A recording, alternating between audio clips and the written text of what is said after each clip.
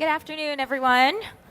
We are talking insurance and machine learning. It's not exactly the sexiest topic when it comes to technology, but as most of you know, insurance, the industry generally doesn't get a whole lot of opportunity to have positive interactions with the consumers. But with the advent of machine learning and artificial intelligence, it's changing changing the way the industry is working now and how that process is when it comes to dealing with the consumer. And so maybe we can start off with ZhongAn, Wayne here.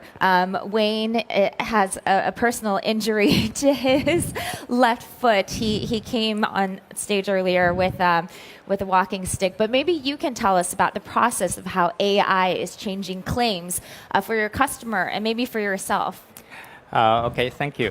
So as ZhongAn is actually the first online insurance company in China, so we are actually an engineering-driven company. We treat artificial intelligence, machine learning as a very, very basic capability, and we have been using that to keep optimizing our business operation in different perspectives.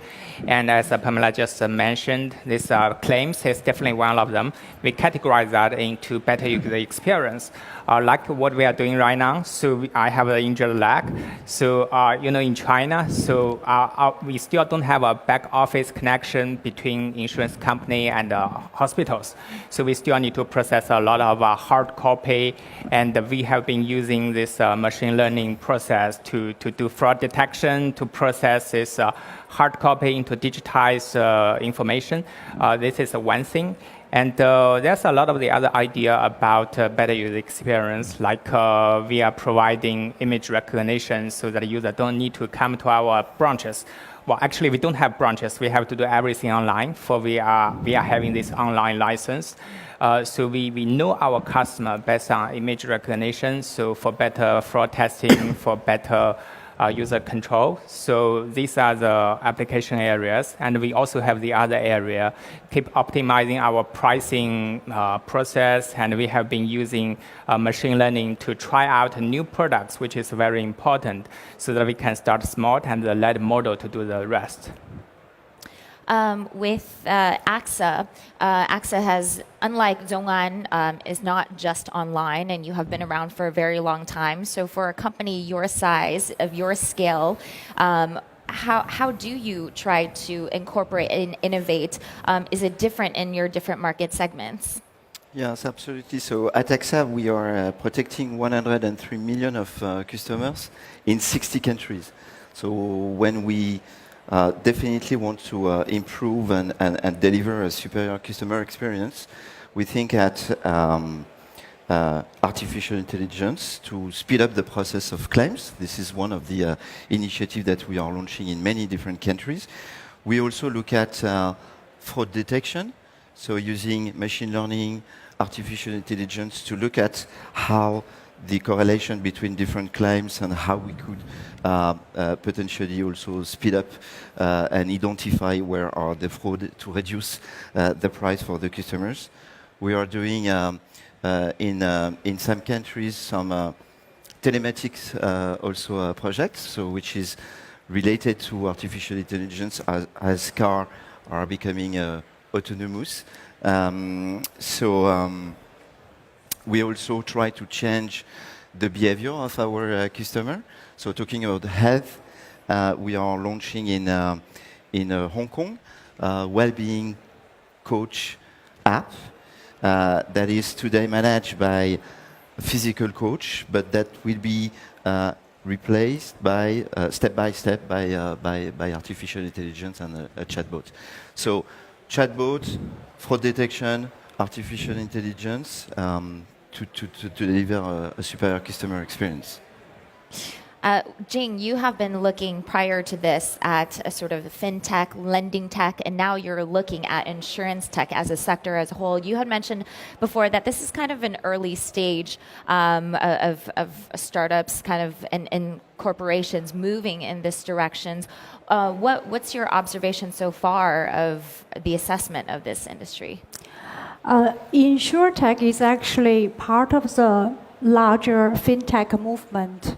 FinTech movement started about 4 or 5 years ago, maybe even earlier, globally. It started from the more advanced countries, and then it becomes very big in Asia Pacific, especially China. But if you look at the data, if you look at the investment amount across global, since 2016, you can see the number that in the US, the investment into insurtech companies have surpassed the traditional fintech, the lending tech or the wealth management related to fintech companies. So they have become taking the larger investment amount from investors. However, in the Asia Pacific, it's just starting. Insurtech is still just starting, and lending tech still takes a larger share of the investment money. We have at Qiming Venture Partners, we started looking at the broader fintech space about 4 years ago. We've invested in several successful lending technology or wealth management companies. For example, Cashbus, Wacai, and WealthBridge. And we started looking at insurtech about a year and a half ago, and we definitely see the opportunity is big for the industry, because we think the time is right with the advancement of the mobile technology and the data accumulated through the internet, as well as the advancement of machine learning. Time is right for technology to transform the traditional insurance industry. However, I do see there's a lot of challenges for startups to really make it big in this entire space. For one thing, if you compare with the lending technology or the previous generation of fintech companies, if you look at China from regulatory point of view, it's tougher, it's stricter. There's stricter requirement for startups. First of all, you need to get a license to be able to offer insurance product, and it's very, very tough to get a real license. So for startup companies, so that is different from the lending technology, because in the initial several years, government just let the startups grow, and without issuing any specific regulation. And the startups had these opportunities to grow big. And in the meanwhile, the government learned how to regulate this industry. But for insurance, because this is a special industry, it's related to people's health. There's a lot of requirement from a regulation point of view. So I see that there's a lot of innovations across the value chain, from precisely targeting customers, from product design, from claim processment. But for startup really to grow big, there's a lot of challenges. And for one thing, it's regulation. The second thing is, of course, the larger companies and traditional insurance companies, they are also eyeing for the opportunities.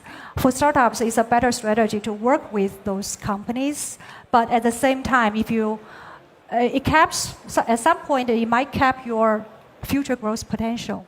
So we are still learning about this industry.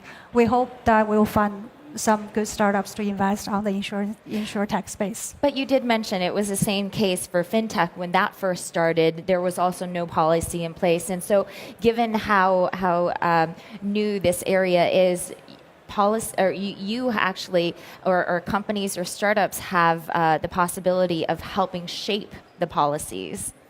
It's a little bit different, because in the first several years of lending technology, there wasn't any clear regulation, but there wasn't any forbidden for you to do things, for startups to just launch products and then grow and then try to comply with the regulations that came later.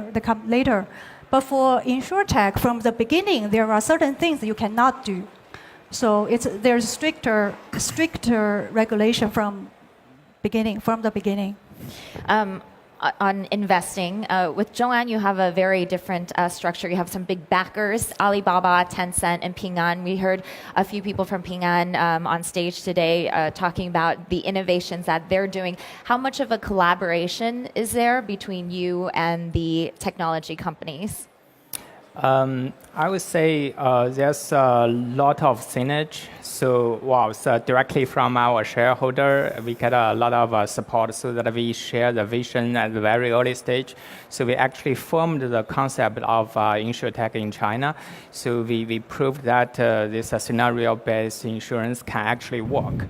And based on this concept and the business we have been running, we have been building our core technology platform, including the core system, the big data analysis system, the fraud detection system, which is purely optimized for this scenario-based insurance.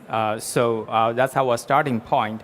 And I still think there's a lot of synergy between online insurance company, insurtech company with technology platforms for insurance can't really sell by standalone. So we are cooperating a lot with the scenario providers. So for us, we are trying to provide a flexible enough agile product development process to do better pricing. And we still want to work closely with our partners to really understand their scenario, to really understand their customers, so that our products will be really customized for this scenario, for this group of users. I think that's the biggest difference from between online insurance and traditional ones. The traditional ones is more like you develop a very standard product and try to sell it in different channels. That's totally not the case for the insurtech-driven company. Frank, you mentioned at AXA you're working about a dozen different initiatives in utilizing machine learning and the data that you have, which I imagine you have a lot. But where do you see the most opportunity? Well, I think that the next wave will definitely come from the solutions innovation, the type of products, the type of solution that we could design specifically for our customers. Chatbot being one of the channels that we are addressing more and more, because people are requesting a lot from chatbot channels. We do collaborate with Messenger, for instance, in France. But the claims process, the automatization, the way we could speed up the claims process will be definitely overtaken by something which is new about what kind of risk we could protect that we could not protect by the past. So I will take you an example. If we look at sharing economy and how sharing economy is transforming the way people behave, it gives you an idea on the way for us insurance company we need to reinvent the way we are protecting customers. So if you don't own your car and if your car is autonomous, what will be the risk that we will need to cover, and how we could help you accessing to this data, how we could help you to be more well protected. So it's a more customized offering, and so people are actually shopping for insurance instead of being sold insurance. Is that the idea behind that? Yeah, but I think that shopping insurance could look like a pain point, right? So in some countries it is mandatory, so you have to buy a car insurance product for your car.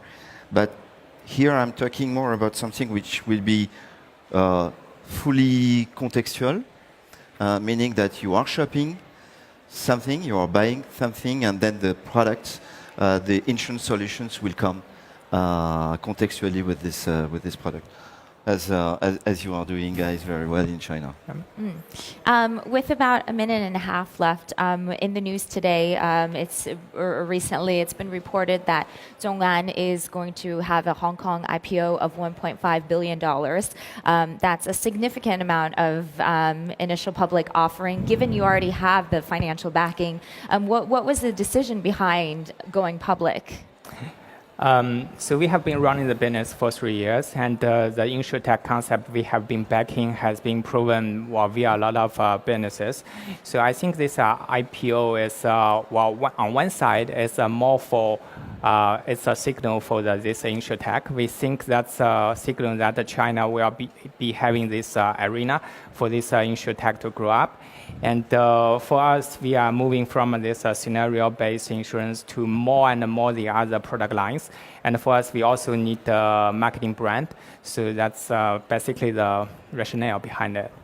And really quickly, Jing, so from your assessment, seeing that insurtech has a future of public offerings and larger scale opportunities, is this a very bright outlook for insurtech?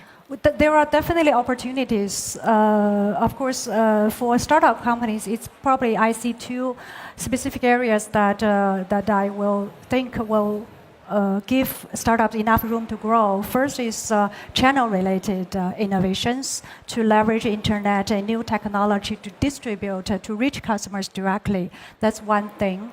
And the second one is to work as an enabler, to work with larger traditional insurance companies, provide technology, become the technology provider.